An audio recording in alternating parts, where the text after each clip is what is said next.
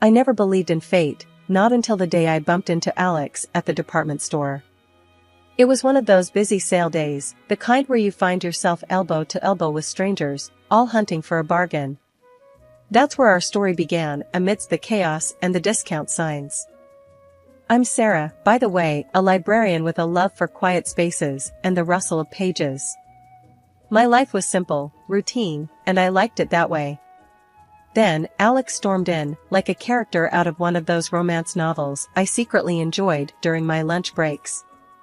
He was a sales manager, a man who thrived in the hustle and the bustle, a stark contrast to my own world. "Hey, watch it!"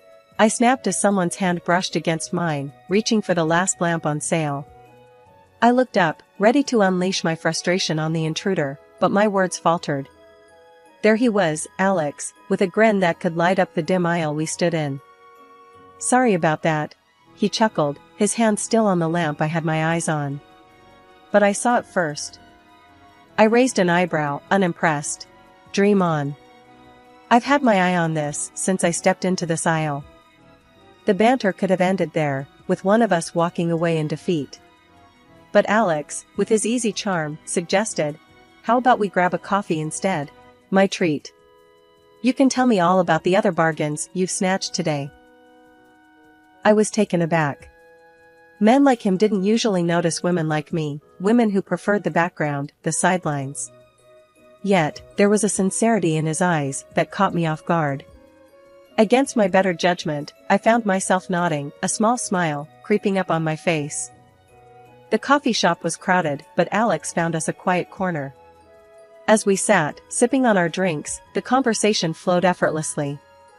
He talked about his job, how he loved the challenge, the thrill of closing a deal. I shared my passion for books, how each page whisked me away to a different world. "You're interesting, Sarah," he said, his gaze intense. "Most people I meet are all about the surface stuff. But you've got depth." I could feel my cheeks heating up at his words. No one had ever described me like that before. "And you're not what I expected," I admitted. "I thought sales managers were all about the hard sell, the smooth talk." Alex laughed, a deep, rich sound that filled the space between us. "Guilty as charged. But there's more to me than just the job, you know." We talked until the coffee shop began to close, neither of us wanting the night to end. It was then that Alex asked for my number, his phone already in hand. "I'd like to do this again, Sarah." Without the argument over a lamp. I hesitated, a part of me wary of stepping into unknown territory. Yet, as I looked into his eyes, I saw a glimpse of something more, a connection I couldn't quite explain. So, I gave him my number, setting the stage for what would become the most tumultuous chapter of my life. Our chats turned into dates into a relationship, and before I knew it, Alex and I were standing at the altar, promising each other forever.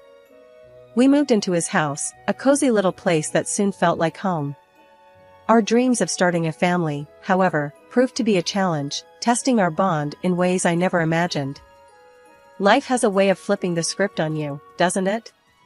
For years, Alex and I chased the dream of having a kid, running the gamut of tests only to be told by doctors to keep the faith. We did, until we didn't. Somewhere down the line, hope turned into acceptance that it would just be the two of us. Only, that acceptance brewed a distance between Alex and me, a gap that widened with every late night he spent at work or with his buddies while I was left to stare at the empty rooms of our home. I really tried to bridge that gap. "Alex, maybe we should see someone, a professional to talk about this," I suggested one evening, mustering all the courage I had. He looked at me like I'd suggested selling the house to join the circus. "A shrink? For what? So they can tell us how to talk to each other?" "No way, Sarah." And just like that, the conversation was over before it even began. But life, unpredictable as ever, had another curveball in store. Feeling off one day led me to the hospital, tests, and then the shocker of a lifetime, I was pregnant. The joy of it overwhelmed me, a joy I couldn't wait to share with Alex. His reaction, though, was as cold as ice. "Pregnant? Sarah, you know how old you are, right? You're an old 39-year-old woman with your sores and problems." This is risky, dangerous even. Maybe we should think about not going through with it. His words hit me like a slap. Not go through with it? Alex, this is our baby, our miracle. But the Alex standing in front of me wasn't the man I married. This version was distant, cold, and calculated. A miracle? Or a mistake? Think about it, Sarah. Pregnancy was anything but easy. My body felt like it was on a roller coaster, and my heart? Well, it was breaking. Alex's visits were few and far between, each one more awkward and strained than the last. Coming home from the hospital only meant returning to a house that felt less and less like a home. You're not even working, Sarah. I'm out here, busting my ass, and for what? So you can play house? Alex threw those words at me one night, his frustration boiling over.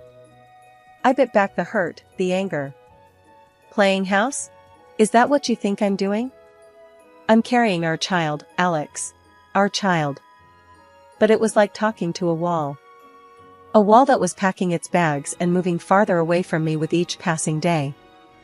Our conversations dwindled to nothing, our interactions mere ghostly encounters. The man I once thought I'd grow old with had become a stranger, passing through the life of me and our soon-to-be child like a ship in the night. When I thought I'd faced the toughest battles, life proved me wrong. Giving birth to Daniel was both a miracle and a storm's beginning. Barely catching my breath from labor, the doctors hit me with news that felt like a punch to the gut. Daniel was sick, they said, he will be disabled, and everything that an ordinary child can do will become inaccessible to him. Hearing that, I felt my world tilt. It was one of those moments where everything slows down, and all you can hear is your heartbeat loud in your ears. But I had to be strong, for Daniel. I was reeling, trying to wrap my head around this new reality, when Alex walked into the hospital room. His face was stone, eyes cold, a harbinger of the storm to come. Sarah, what's this I hear about Daniel being sick? His voice was sharp, cutting through the sterile air of the hospital room. I swallowed, trying to find the words. The doctors, they said he has a serious condition. But we can. Serious condition? Alex interrupted, his voice rising. He is an invalid, a worthless person. And whose fault is that, huh? You had to push for this, didn't you? At your age. His words shocked me. A worthless person? Alex, how can you say that? We wanted him, we tried for him. Wanted? He laughed, a harsh, bitter sound. I wanted a healthy child, Sarah. Not a lifetime burden. Do you have any idea how much this is going to cost us? How much he's going to need? I felt my heart break, piece by piece. He's your son, Alex. Our son. How can you talk like this? Alex paced, a caged animal looking for an escape. No, Sarah, I can't do this. I won't. I want a divorce. The word hung in the air, heavy and final. A divorce? I echoed, disbelief and pain mingling in my voice. Yes. And I want it clean and quick. I'll take the house, you take the kid. That's it. I was speechless, watching the man I thought I knew transform into a stranger. And what about Daniel? My voice was barely a whisper. I want nothing to do with him. You'll have to sign papers saying I gave up all rights. That's my condition. The absurdity of the situation hit me then. This was no longer the man I married, this was someone else entirely. I agreed, not because I wanted to, but because I knew Daniel and I were better off without him. Leaving the house we shared, the life we built, felt like tearing away a part of myself. But as I held Daniel close, I knew it was the start of something new, something ours. Then, the final blow came. Friends told me Alex had moved someone in almost immediately after I left, a young, pregnant woman. The pieces fell into place, the late nights, the detachment. He'd been living a double life, and now he was starting a new chapter, without a backward glance. Starting over was no walk in the park. With Daniel in my arms and my life in shambles, I found myself on the doorstep of a new beginning. The house we moved into was modest, nothing like the one I'd left behind, but it was ours, and that made it perfect. I was ready to devote my whole life to my special baby. But the day the doctor told me there had been a mistake with Daniel's diagnosis was the day my world shifted on its axis. For years, I'd braced for a life of challenges, of endless doctor visits and sleepless nights. Then, suddenly, we were handed a clean slate. "I'm terribly sorry for the error. Your son is perfectly healthy," he'd said, looking both relieved and embarrassed. I could have been angry, but all I felt was an overwhelming rush of gratitude. Daniel was going to be okay. We were going to be okay. I threw myself into motherhood with a vigor I didn't know I had. Those early years were a blur of milestones, of first words, first steps, and countless firsts that filled our days with joy and our hearts with love. My grandmother's inheritance was a blessing, a safety net that allowed me to focus on Daniel, without the weight of financial worries. When the time came, selling her house felt like closing one chapter and opening another, right here in our new home, where every corner whispered of new beginnings. Returning to work wasn't just a financial decision, it was about reclaiming a piece of myself that had been on pause. The library, with its familiar smell of books and the quiet hum of day-to-day business, welcomed me back like an old friend. "Back to the grind, huh?" Jake, my colleague, had said with a grin on my first day back. He'd been manning the fort while I was away, and his casual chaos was a stark contrast to my need for order. "Yeah, someone's gotta keep you in line," I shot back, slipping into the easy banter that had always made our workspace lively. Adjusting to the rhythm of working life, of juggling schedules and snatching moments with Daniel between shifts, was a challenge, but one I embraced wholeheartedly. Daniel, for his part, thrived in school, his curiosity boundless, his energy infectious. "Mom, did you know sharks never run out of teeth? If they lose one, another grows back," he'd say, bursting through the door with facts and stories that turned our dinner times into adventures. Our life, once shadowed by fear and uncertainty, was now lit by the steady glow of routine and the unexpected joys of daily discoveries. The library, once a quiet sanctuary, became a place of lively learning, not just for me, but for Daniel too, who saw it as a treasure trove of knowledge.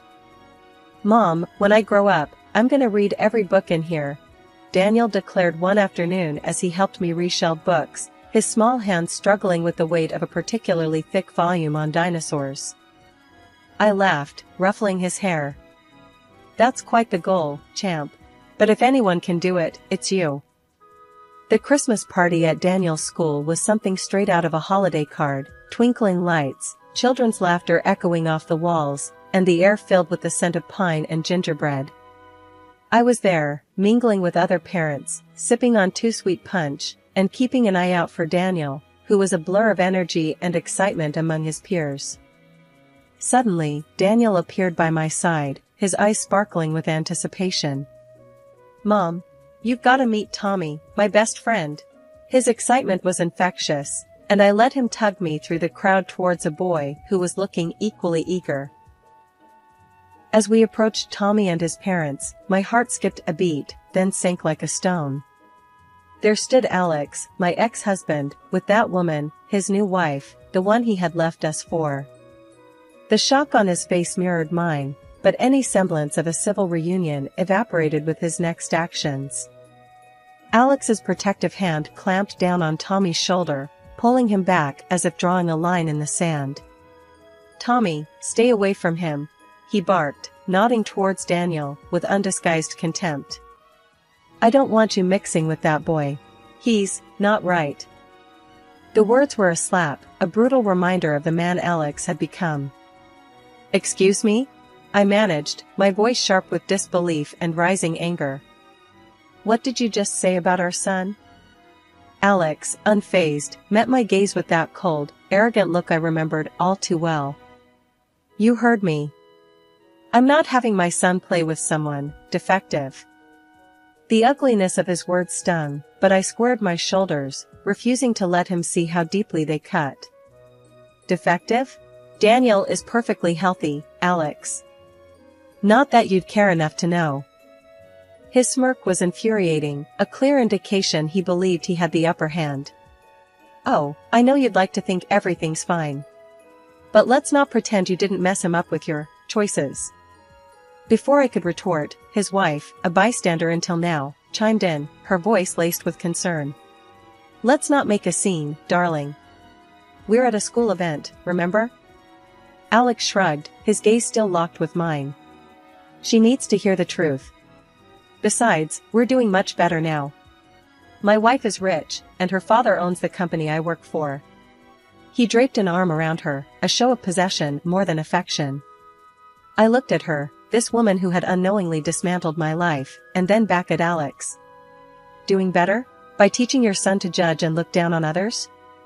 By spreading lies? Alex laughed, a sound void of any warmth. Oh, Sarah, always so dramatic. We've moved on to bigger and better things. Something you wouldn't understand. His words were meant to sting, to show off his supposedly better life. But looking at him, all I felt was pity. Money doesn't buy decency, Alex. Or kindness. As they walked away, Daniel looked up at me, his young face etched with questions and hurt. Mom, why did he say those things?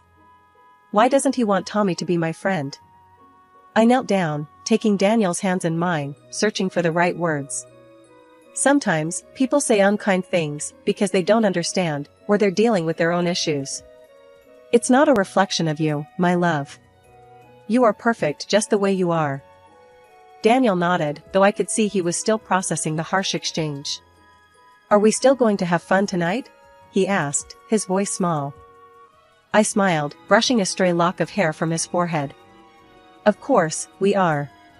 Nothing and no one is going to ruin our night. Let's go enjoy the party, okay?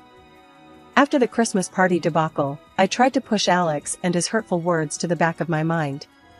Life with Daniel was full enough, without dwelling on past pains. But fate, it seemed, wasn't done with us just yet. A few days after the party, my phone rang with an unfamiliar number. Curiosity got the better of me, and I answered. Hello?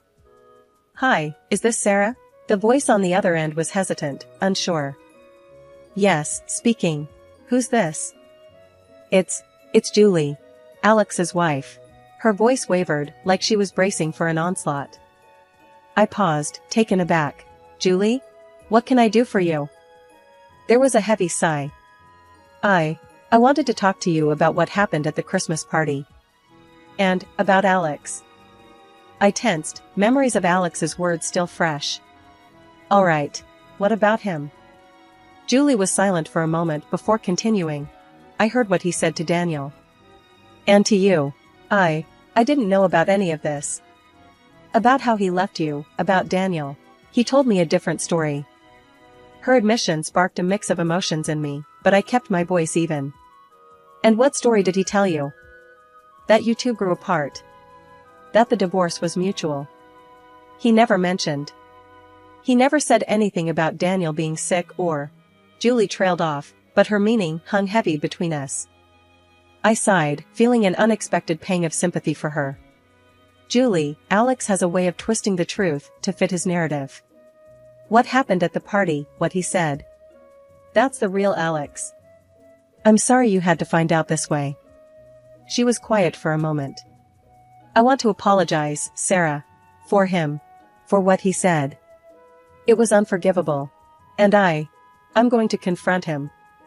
He needs to take responsibility. We said our goodbyes, a mutual understanding hanging between us. After we hung up, I sat, phone in hand, pondering the strange turn of events. Alex's lies unraveling at the seams, and Julie, caught in the crossfire, seeking truth. 2 weeks later, after Julie's unexpected call, my phone rang, slicing through the quiet of the evening. The screen flashed his name, a reminder of a chapter one thought I had closed for good. With a sigh, I answered, bracing myself for whatever came next. Sarah, you've ruined everything. Alex's voice was sharp, tinged with desperation and anger. I pulled the phone away from my ear for a moment, taking a deep breath before responding. Ruin everything? Alex, whatever's happening is on you, not me. He was practically seething on the other end. Julie's leaving me. She found out about how I treated you, and then she got detectives on me. found out I messed up again. I couldn't help but let out a bitter laugh. So, let me get this straight. Julie left you because you're the same lying cheat you've always been, and somehow this is my fault?